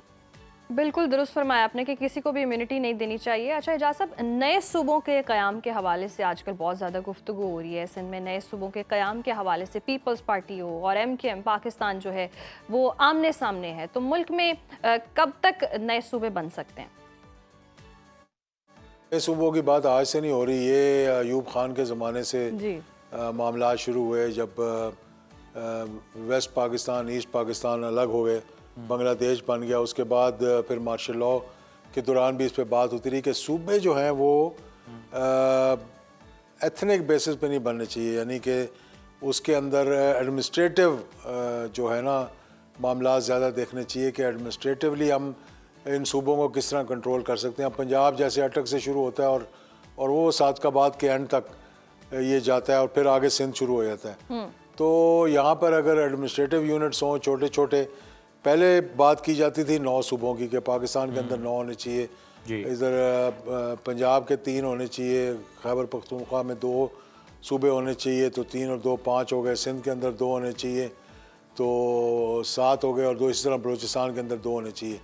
लेकिन ये ऐसे नहीं होना चाहिए कि मुहाजिर सिंधियों से लड़ना शुरू कर दें और पंजाबी पटवारियों से लड़ना शुरू कर दें, और हज़ारे वाले जो हैं वो खैबर पख्तूनख्वा में आपस में पठानों के साथ लड़ना शुरू कर दें और बलोची और पठान बलूचिस्तान में लड़ना शुरू कर दें। नहीं, एडमिनिस्ट्रेटिव बेसिस पे या डिवीज़नल लेवल पर या फिर 1-1 2-2 डिवीजन्स को मिलाकर 1-1 सूबा बनना चाहिए, ताकि एडमिनिस्ट्रेटिवली वो अपने फंड्स इकट्ठे कर सकें, टैक्सेस इकट्ठे कर सकें, अपने इलाकों में तरक्की करा सकें, और लोगों को मसले ना हो कि वो सादकाबाद से उठ के लाहौर जाएँ। फिर भी मुल्तान में एक एडमिनिस्ट्रेटिव ऑफिस बना दिए गए हैं, लेकिन फिर भी मुश्किलात करना पड़ता है।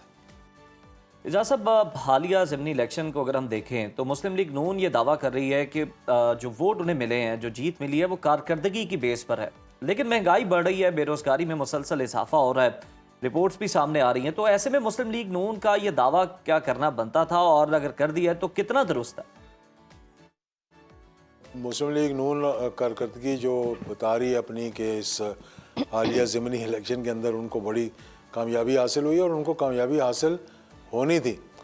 वो इसलिए कामयाबी हासिल होनी थी कि जो एक ऑपोजिशन की पार्टी थी उसने आधा तीतर आधा बटेर कर दिया। यानी पीटीआई वालों को चाहिए था कि या तो वो पूरा इलेक्शन लड़ते जी, और या फिर वो बिल्कुल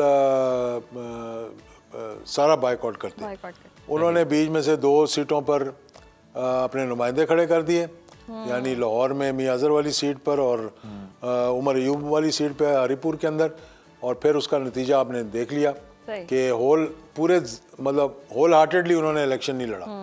और फिर मुस्लिम लीग नून के मुकाबले में मुस्लिम लीग नून ही थी, यानी जहाँ 2 लोगों को टिकट नहीं मिले, एक आज़ाद खड़ा हो गया, एक नून लीग का खड़ा हो गया। अगर फ़र्ज़ करें वो जो जिसको टिकट दिया वो ना भी जीतता तो दूसरे ने फिर ऑटोमेटिकली मुस्लिम लीग में चले जाना था। तो इसको मैं समझता हूँ कि ये पहली गलती नहीं है, ये उन गलतियों का तसलसल है जो पीटीआई पंजाब असम्बली को जो पहली मरतबा उन्होंने तोड़ा था तब से लेकर। एजाज साहब, आप आधा तीतर आधा बिटेर की तो बात करें, तहरीक इंसाफ ने ज़िमनी इलेक्शन में बॉयकॉट किया है। ये बॉयकॉट पीटीआई की सियासत के लिए कितना फ़ायदेमंद साबित होगा, या मुस्तकबिल की सियासत में तहरीक इंसाफ को इसका नुकसान हो सकता है? असम्बली से तो पीपल्स पार्टी ने मेरे ख्याल में वो किरदार अदा नहीं किया जो अपोजिशन को करना चाहिए था। और अब आहिस्ता आहिस्ता उनकी जो स्ट्रेंथ थी वो हम देख रहे हैं कि कमज़ोर होती जा रही है। जो पहले उन लोग बाहर निकलते थे अब वो नहीं निकल रहे हैं। अब उस पर बहुत सी आरा जो है वो ली जा सकती हैं कि भाई सख्ती है, दफ़ा 144 है, वगैरह वगैरह। लेकिन बात यह है कि मैं ये समझता हूँ कि मौजूदा सूरत हाल में जिस तरह का किरदार पीटीआई ने एज अपोजिशन अदा किया है उससे पीटीआई को भी नुकसान हुआ है। सिस्टम के अंदर भी मेरे ख़्याल में एक अपोजिशन जो है वो बिल्कुल माइनस नज़र आ रही है। और इन इलेक्शंस में भी ये ज़ाहिर हो गया कि आहिस्ता आहिस्ता वो जो लोगों के अंदर एक जज्बा और जोश था उसमें कमी नज़र आ। सही, अवाम में भी जोश और जज्बा उस तरह से नहीं देखा जा रहा है। बहुत शुक्रिया एजाज साहब आपके वक्त का। और लोगों का एतमाद उठता जा रहा है सियासत की अगर हम बात करें। और जब ये तरमीम की बात हो रही थी तो यही माहिरीन भी कह रहे थे कि ये अपने तहफ़्फ़ुज़ के लिए हुक्मरान ने तरमीम जो हैं वो पेश की हैं, अवाम के तहफ़्फ़ुज़ के लिए इस तरह की कोई चीज़ नहीं की जा रही है। और अब आगे आने वाले दिनों में भी हम देख रहे हैं एहतजाज होंगे, धरने होंगे, तो अदम इस्तेहकाम का शिकार है जो बिल्कुल। मौलाना जो है वो भी खिलाफ हैं, सड़कों पर आ सकते हैं। आपको बताओ उनकी स्ट्रीट पावर अच्छी खासी है, उन्हीं पे पूरी पीडीएम लड़ाई कर रही होती थी पहले वक्तों में भी। तो जो बड़ी अहम बात है जो कि एजाजुल हक साहब ने भी कही कि दीन इस्लाम में भी इस्तिस्ना ताहयात कहीं नहीं है। मतलब ओहदे के होते तक तो ठीक है, समझ भी आता है, लेकिन वो ये खुद भी कह रहे हैं कि मैं भी समझ नहीं पाया, समझ से बाला तर है। दूसरी तरफ अगर हम देखें तो जनाबे वाला तहरीक इंसाफ ने जो किया है वो तहरीक इंसाफ के लिए बहुत ज़्यादा डैमेजिंग है। मतलब आपने या तो बाइकआउट करना था, आपकी मर्जी थी, आप नहीं लड़ना चाहते थे इलेक्शन, लेकिन ये क्या हो गया। 129 की तो समझ आती है, हल्का ने 129 की, लेकिन हरीपुर की समझ नहीं आई। इस पर बहुत ज़्यादा तनकीद हो रही है। और फवाद चौधरी जो है, जो पहले तहरीक इंसाफ का हिस्सा थे, अब नहीं है, वो भी तनकीद कर निशाना बना रहे थे उमर अयूब को कि आपने जो बानी का सारा एक बयानिया था वो धड़ाम से आपने नीचे गिरा दिया है और इसका नुकसान आपको आगे आने वाले इलेक्शंस के अंदर भी हो सकता है। तो देखते हैं जनाब क्या नुकसान तहरीक इंसाफ इसका उठाती है। अभी प्रोग्राम में ब्रेक शामिल करते हैं, ब्रेक के बाद कुछ नए मौज़ूआत के साथ हाजिर होंगे। देखते रहिए सुनो पाकिस्तान। वेलकम बैक नाज़रीन। और जैसे कि आप लोग जानते हैं सर्दियों का आगाज़ हो चुका है, और जब सर्दियों का आगाज़ हो जाता है तो अलमारियों में रखे हुए गर्म कपड़े दोबारा इस्तेमाल के लिए जी तैयार हो जाते हैं। लेकिन आप जानते ही होंगे कि सर्दियों के कपड़े निकालते वक्त और पहनते वक्त बहुत सी मुश्किलात आती हैं। और अगर आपने उनको धोए बगैर या वॉश किए बगैर पहन लिया तो कोई एलर्जी हो जाती है, स्मेल आ रही होती है, जरासीम होते हैं, और ये सारे मसाइल जो हैं इनसे हम नावाकिफ़ होते हैं समटाइम्स। और बस हमें सर्दी लग रही होती है और हम कपड़े गर्म जो है वो पहनना शुरू कर देते हैं। तो आज हम यही जानने की कोशिश करेंगे कि कौन से ऐसे तरीके हैं जो कि कपड़ों में जरासीम को ख़त्म कर सकते हैं। कपड़ों को पहनने से पहले कौन सा आसान घरेलू ट्रीटमेंट जो है वो लाजिम है, और गर्मियों के कपड़ों को स्टोर करते वक्त कौन सी आम गलतियाँ हम अक्सर कर भी रहे होते हैं जिनको हम अक्सर नज़रअंदाज भी कर रहे होते हैं, नहीं भी करना चाहिए। आज इन्हीं अहम सवालात के जवाब जानेंगे और आपको बताएंगे किस तरह अपने कपड़ों को महफूज, खुशबूदार और सेहतमंद रखा जा सकता है। हमारे साथ मौजूद हैं मारूफ हर्बलिस्ट नैयर आपा साहिबा। नैयर आपा, वेलकम टू सुनो पाकिस्तान। नैयर आपा, पहले तो कपड़े निकालना ये तो एक बड़ा टास्क है, आपको पता है और पूरा घर ही इसमें लग जाता है। मुझे ये पहले हम यहाँ से आते हैं शुरू से कि जब समेटने आप लगे, खासतौर पर सर्दियों के कपड़े, क्या एहतियात करनी चाहिए? बहुत अच्छा आज का आपका टॉपिक है, क्योंकि बहुत ज़्यादा जो है ना वो मसले मसाइल होते हैं कि जब आप सर्दियों के कपड़े निकालते गर्मियों के रखते हैं, तो जब गर्मियों का निकालते हैं, क्योंकि जो बीच में एक जो गर्मी का और बरसात का और नमी का मौसम आता है, इसके अंदर जो है ना वो कीमती कपड़े भी ख़राब हो जाते हैं, स्मेल आ रही होती है, निकालने तो गल जाते हैं, दीमक लग जाती है, उसके अंदर फफूंदी लग जाती है, तो वो कपड़े जो है ना वो ख़राब। तो ये है कि निकालने हैं जब, उसमें आपने किस तरह से उसको यूज़ करना है कि एलर्जीज वगैरह ना हो, और सबसे पहले कि आपने रखने किस तरह से है। लड़कों का मसला भी आपने लाजमी बताना है। हम जो जैकेट्स अपनी रखते हैं ना बड़ी जबरदस्ती, वो जब निकालते हैं तो भुरना शुरू हो जाता है। जी जी जी बिल्कुल, ये बहुत इतनी कीमती लेदर की, वाकई लेदर की लड़कों का मसला, जैकेट्स लड़के पहनते हैं। सबसे पहले जैकेट से स्टार्ट करते हैं। वाकई जैकेट्स को अगर आपने जैसे सर्दियां खत्म हो गई हैं और इनको आपने रखना है, आपने क्या करनी है, आपको पंसारी की दुकान से मिल जाएगी पैराफिन वैक्स, या जो मोम होती है ना, ठीक है, जो बी वैक्स, ठीक है, हम अपनी कॉस्मेटिक्स वगैरह के अंदर यूज कर रहे होते हैं, तो बी वैक्स ले लें या पैराफिन, दोनों में से जो भी आपको वैक्स मिल जाती है।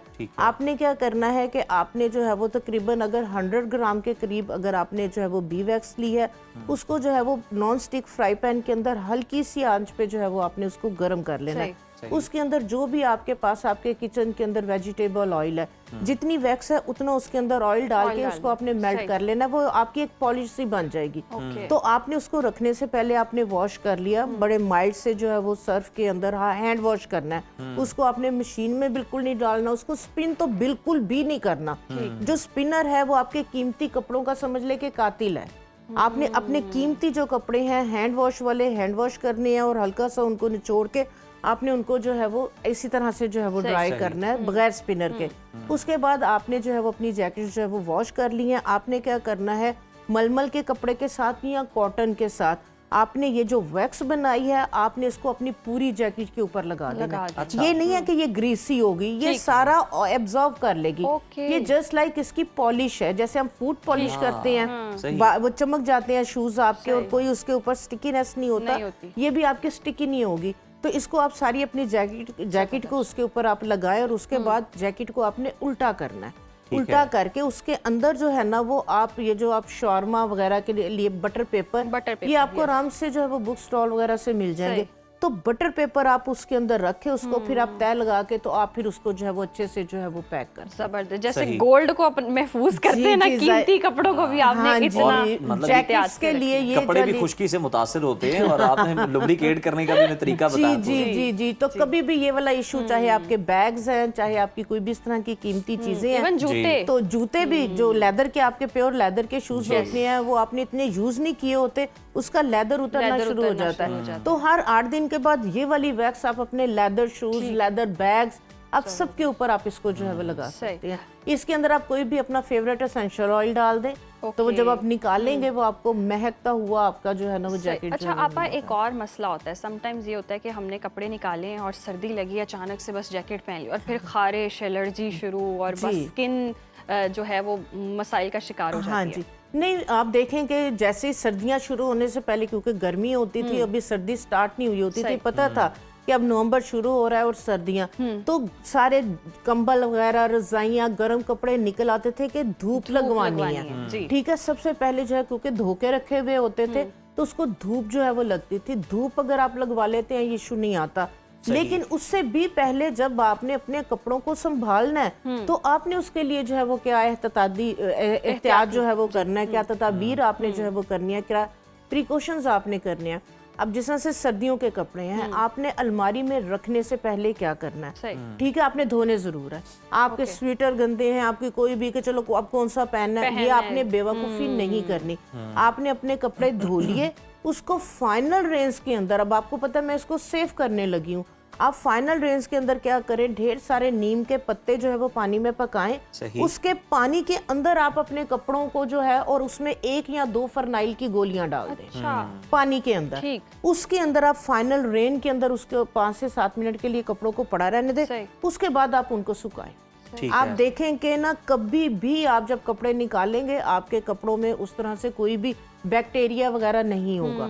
नंबर 1। नंबर 2, जिस बैग में या जिस अलमारी कैबिनेट के अंदर आपने कपड़े रखने हैं आपने जी, आप क्या करें कि आप जो है वो सिरका लें। ठीक है, सपोज अगर 100 ग्राम आपने सिरका लिया है, उसके अंदर आप एक बड़ी चुटकी काफूर की, जो काफूर है वो किसी भी तरह के बैक्टीरिया को वहां पे आने ही नहीं देता। ठीक है, एक बड़ी चुटकी काफूर की और एक बड़ी चुटकी बोरिक एसिड, ये मेडिकल स्टोर से आपको आराम से मिल जाएगा। बोरिक एसिड 100 ml सिरके के अंदर, या आप शावर बॉटल के अंदर जिससे आप कपड़े जो है वो गीले करते हैं, इस्त्री करते वक्त, उस बॉटल के अंदर ज़्यादा सारा बना लें। आपने जिस अपने अटैची के अंदर कपड़े रखने हैं उसमें अच्छे से स्प्रे कर लें। जिस कैबिनेट के अंदर अगर आपने कपड़े रखने हैं, आप उस कैबिनेट में इसको स्प्रे करें, कैबिनेट को खुला रहने दें, उसको खुशक होने दें। उसके बाद ढेर सारे नीम के पत्ते आप खुशक करके रखें। उस कैबिनेट के अंदर आप नीम के पत्ते जो है वो फैला दें, और अपने जिस बैग वगैरह के अंदर आपने कपड़े रखने हैं उसके अंदर भी आप नीम के पत्ते जो है वो डाल के फिर आप अपने कपड़े रखें। आप देखें कि इंशाल्लाह ताला ना स्मेल आएगी, ना ही आपके कपड़ों के अंदर कोई कीड़ा वगैरह, क्योंकि कीड़े आप देखें वाइट से कलर के बारीक बारीक कीड़े, या जिन घरों के अंदर जो है वो दीमक का इशू होता है, तो वो दीमक कई दफा अलमारी में लग जाती है और पता ही नहीं चलता, जब खोलो 6 महीने बाद 8 महीने बाद तो वो हर चीज तबाह हुई हुई होती है। तो जो बोरिक एसिड अगर आप सिरके के अंदर या पानी में डाल के आप वो स्प्रे कर देंगे, तो आपा जब ये रीयूज करने हैं, सर्दियां जैसी आ रही हैं, तो फिर वॉश करना है इनको? हाँ जी, कोशिश यही करें। आपने रखे हैं लेकिन फिर भी 8 महीने कपड़े जो है वो बंद रहे हैं, तो आप उसको जो है वो जरूर हैंड वॉश करें, साफ करके धो के, उसके बाद अपने कपड़ों को धूप लाजमी लगवाएं। ठीक है, फिर आप यूज करें। गर्मियों के जब समेटने हैं उसके लिए भी कोई खास तरतीब है? जी, गर्मियों के कपड़े तो बहुत ज्यादा, क्योंकि लॉन के कपड़े होते हैं और सर्दियों के कपड़ों से ज्यादा कपड़े जो कीमती आपके लॉन के कपड़े होते हैं, तो लॉन के भी कपड़े अब देखें, ये जिस तरह से अब हम लॉन के कपड़े समेटने का टाइम आया हुआ है, किन्नू कितना ज्यादा माल्टा आप खा के छिलके फेंक देते हैं, आप माल्टे के छिलके फेंके नहीं। आप क्या करें कि आप जो है वो देचकी के अंदर माल्टे के छिलके और नीम के पत्ते, इनको अच्छी तरह से बॉईल कर लें। इस पानी के अंदर आप अपने लॉन के कपड़ों को जो है वो डिप करें और फिर आप जो है वो ड्राई करें। आप देखें कि आपके लॉन के कपड़े बिल्कुल जो है वो खराब नहीं होंगे। लॉन के कपड़ों को भी विटामिन सी चाहिए। जी बिल्कुल चाहिए, एक प्रॉपर एक एसेंशियल उसका अरोमा आएगा, और जो इसका माल्टे के छिलकों का की खुशबू है ना, इससे कीड़ियां, कीड़े, टिड्डियां, ये सारी चीजें भागती हैं। उन्हें इसकी खुशबू पसंद नहीं है। सही सही। तो इस वजह से, और नीम आपको पता है कि वो भी एंटीसेप्टिक है, कड़वी है, जब कड़वी होगी तो वो कड़वी चीज को मुंह नहीं लगाएंगे। तो आप अपने कपड़ों को फाइनल उसके अंदर करेंगे तो एक बड़ा अच्छा अरोमा भी रहेगा। हो गए कपड़े। हाँ जी। अब होती है रजाइयाँ, ब्लैंकेट्स, इनको संभालना बड़ा मुश्किल काम है, धोना, वॉश करना, फिर ये सब कुछ, उनके लिए कोई आसान? हाँ जी, कंबल जो है ये मेरी कोशिश यही होती है कि हम इसको संभालने से पहले, सर्दियां चली गई हैं तो वॉश करवाते हैं। वॉश करवा के इसको आप प्लास्टिक का जो कवर है उसके अंदर रखते टाइम आप जो है वो फरनाइल की गोलियां रखें और उसमें नीम के पत्ते रखें। और एक चीज लाजमी, आपके जो मेडिसिन के जो बॉक्स है उसमें से जो थैलियां निकलती हैं सिलिका जेल की, ये इंतहाई कीमती थैलियां हैं, आपको अंदाजा ही नहीं है। ये वाली थैलियां आप हर अपने कंबल के अंदर 1-2 जो है वो रख दें। बच्ची हैं, आप कैबिनेट्स के अंदर जो है वो इसको फेंक दें, इन्हें फेंके नहीं।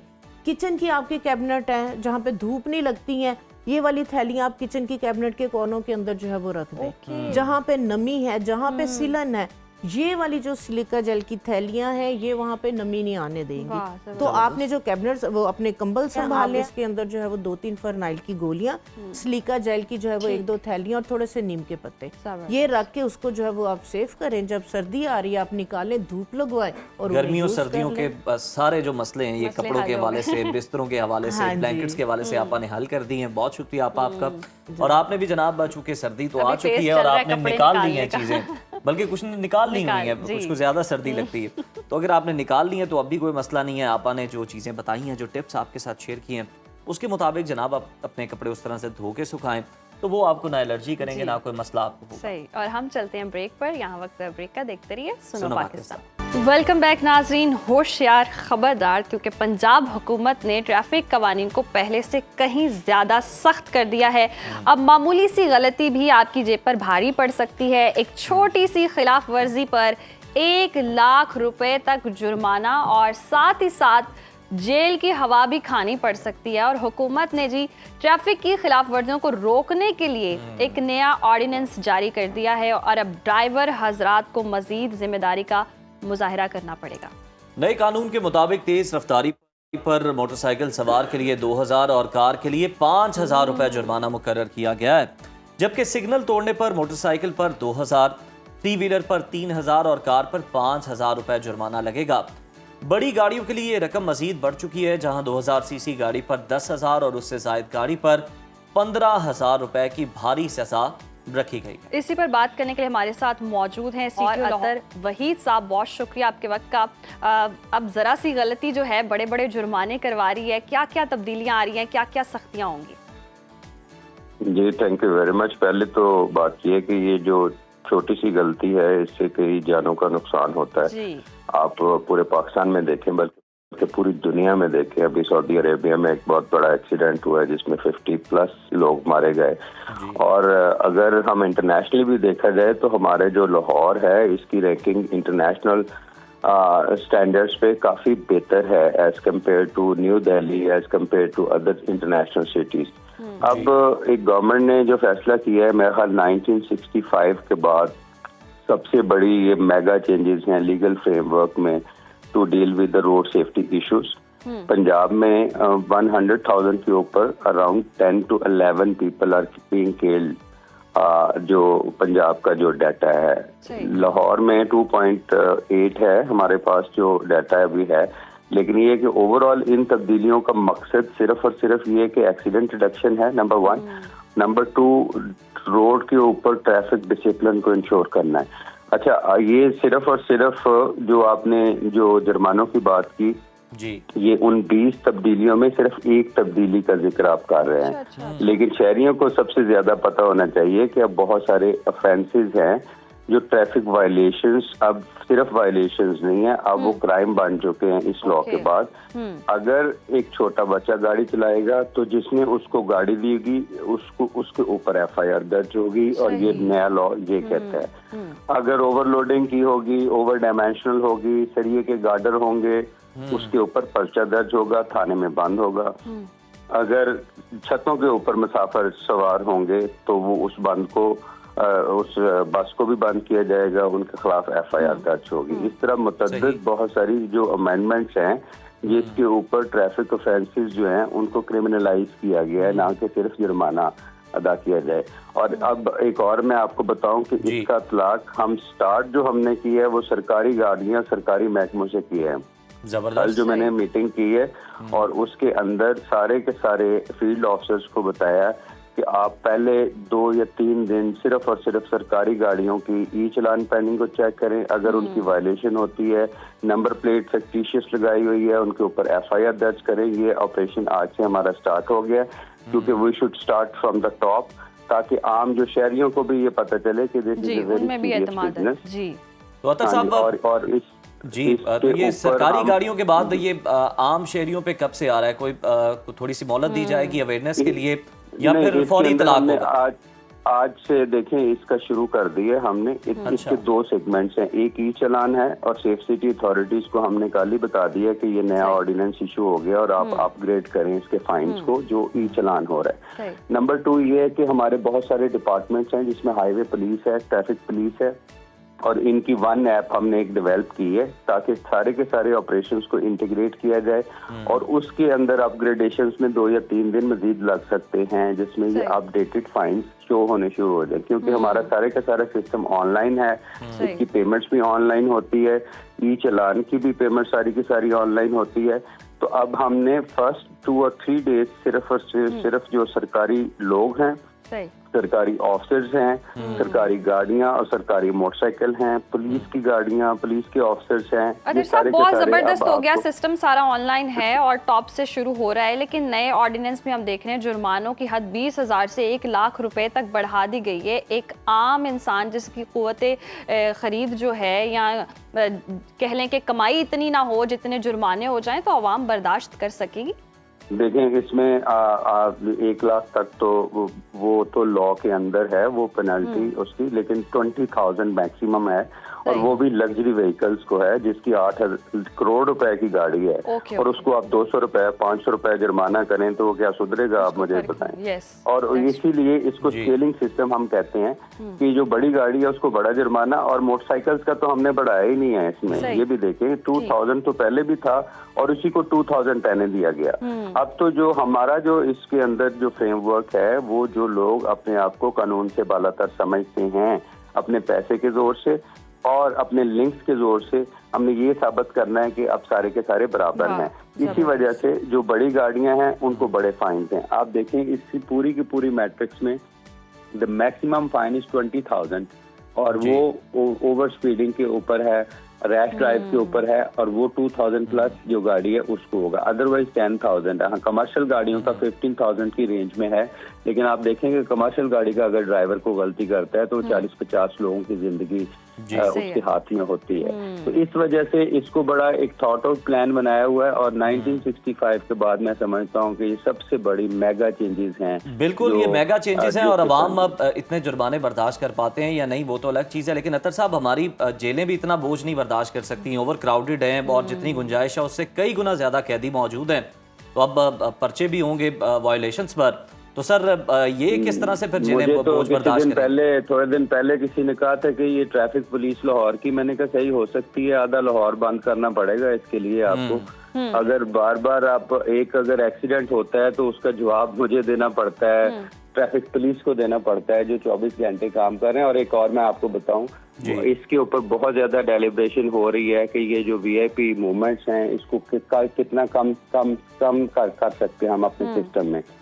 कल रात मैंने वायरलेस की है, सिर्फ जो सीनियर मोस्ट पुलिस ऑफिसर्स 1 या 2 हैं, इनके अलावा किसी को ग्रीन रूट नहीं दिया जाएगा। ये मेरा ऑन वायरलेस भी अपने ऑफिसर्स को भी मैंने बताया कि ये हमें एक कल्चर चेंज करना पड़ेगा, अदरवाइज ये मेगा सिटीज के अंदर और बहुत सारी भी प्रपोजल्स इसके अंदर आई हैं जो शेखोपुर से लाहौर और कसूर से लाहौर जो मेट्रो बस सर्विस के लिए रिक्वेस्ट की हमने गवर्नमेंट से, और एक फर्स्ट स्टेज कि उसके अंदर बसेस का सिस्टम जारी किया जाए, एस्टैब्लिश किया जाए, और सेकेंडली मेट्रो ट्रेन को एस्टैब्लिश किया जाए कि ये कल जो अच्छा साहब ये भी बता दीजिएगा कि जो हम देखते हैं कि पहले वार्डन्स जो हैं वो ग्रुप की सूरत में, टोलियों की सूरत में खड़े होते थे, आपने इस मामले पर एक्शन भी लिया, उसके बाद ये अब कम नजर आता है इस तरह का, बहुत रेयर है। लेकिन सर अवाम के खदशात तो मौजूद हैं, सिस्टम आप ऑनलाइन भी कर रहे हैं, सेफ सिटी कैमरास भी मौजूद हैं, लेकिन फिर ये किस तरह से चालान जो हैं वो किए जाएंगे और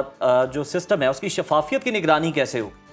मैं उसमें अर्ज करता हूं कि हमने सारे का सारा ई चालान अब वार्डन ऐप के साथ इंटीग्रेट कर दिया है और इसी वजह से अब डेली की बेसिस पे बहुत सारी जो गाड़ियां जो ई चालान नहीं जमा करवाती उनको इंटरसेप्ट करते हैं और 1000 गाड़ी तकरीबन है जिसको हमने ब्लैक लिस्ट किया हुआ है लाहौर में। सही। और दूसरा ये है कि इसकी इंटीग्रेशन सिर्फ पंजाब में नहीं है, हम इसे Punjab integrated traffic management system कहते हैं।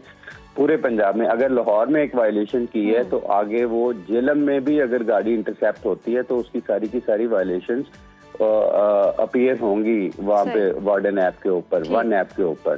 तो ये एक तो ये है कि एक ऑनलाइन, दूसरा ये है कि इसको सेफ सिटी मॉनिटर हम कर रहे होते हैं, तीसरा ये है कि हर पुलिस की गाड़ी में कैम्स लगाए हुए हैं और उसको मैं खुद मॉनिटर कर रहा होता हूँ और उसका एक बाहर का व्यू है और एक इनसाइड का व्यू है। Even the conversations they are doing वो भी मैं सुन रहा होता हूँ।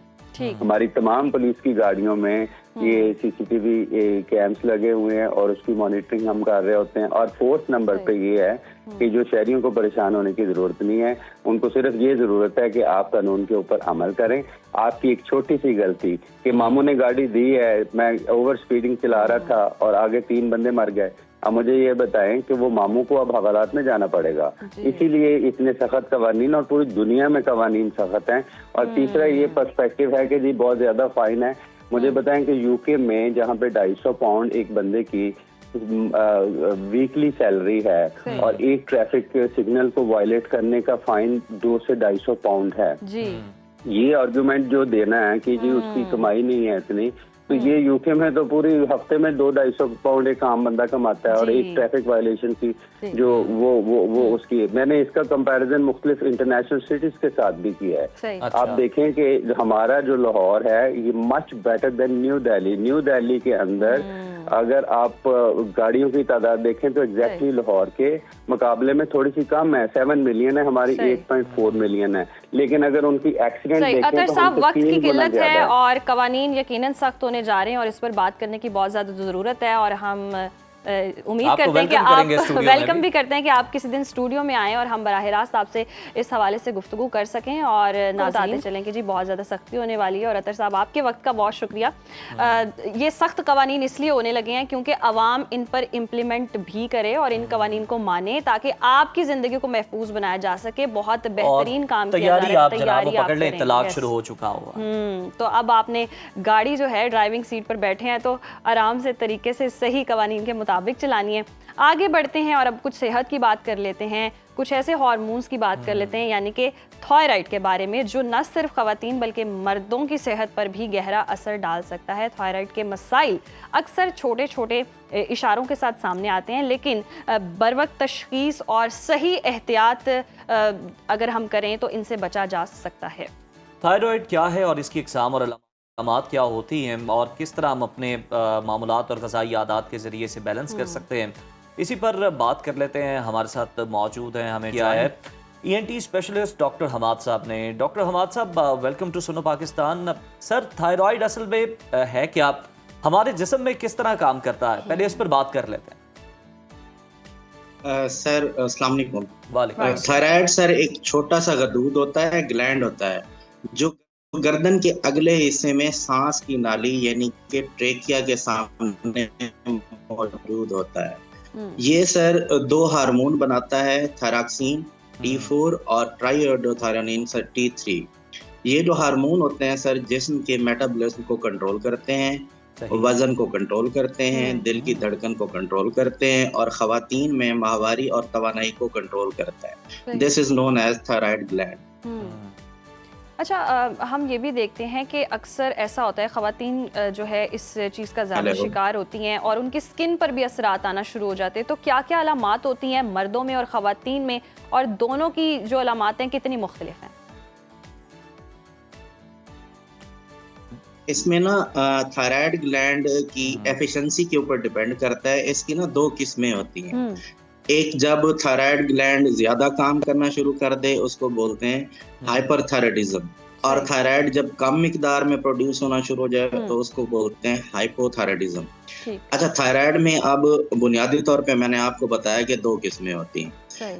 थायराइड में जब हाइपरथायराइडिज्म होगा यानी कि थायराइड हार्मोन ज्यादा बॉडी में प्रोड्यूस होना शुरू हो जाएगा, तो उसमें जो अलामात आना शुरू होती हैं, उसमें जो पेशेंट होता है, फीमेल हो या मेल हो, उसका जो वेट है वो गेन होना शुरू हो जाता है, वजन बढ़ना शुरू हो जाता है और पेशेंट को थकन और सुस्ती महसूस होती है, नींद ज्यादा आती है और पेशेंट को जो है ना सर्दी ज्यादा लगती है। और उसकी जो जिल्द है वो खुश्क होना शुरू हो जाती है, बालों में खुश्की आना शुरू हो जाती है, बाल झड़ना शुरू हो जाते हैं और पेशेंट की जो यादाश्त है यानी कि उसकी जो मेमोरी है वो मेमोरी लॉस होना शुरू हो जाती है, याददाश्त कमजोर होना शुरू हो जाती है। और फीमेल में खास तौर पे माहवारी के मसाइल शुरू हो जाते हैं, यानी कि उनका जो मेंस्ट्रुअल साइकिल है वो इर्रेगुलर हो जाता है, माहवारी की बेकायदगी शुरू हो जाती है।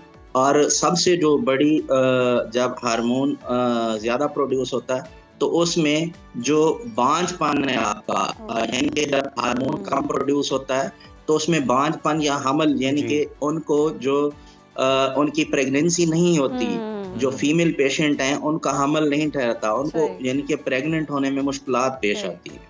अच्छा, और जब हार्मोन बॉडी में बहुत ज्यादा बनना शुरू हो जाए, यानी कि जिसको हम हाइपरथायराइडिज्म कहते हैं, उसमें फिर सिम्टम्स जो आती हैं वो इसके अपोजिट होती हैं। लाइक उसमें जो हाइपोथायराइडिज्म था उसमें वजन बढ़ना शुरू हो जाता था, इसमें जो पेशेंट का वजन है फीमेल का या मेल का, वजन तेजी से कम होना शुरू हो जाता है, यानी कि हाइपरथायराइडिज्म में वेट लॉस शुरू हो जाता है। और उसमें दिल की धड़कन स्लो रहती थी, इसमें जो दिल की धड़कन है वो तेज हो जाती है।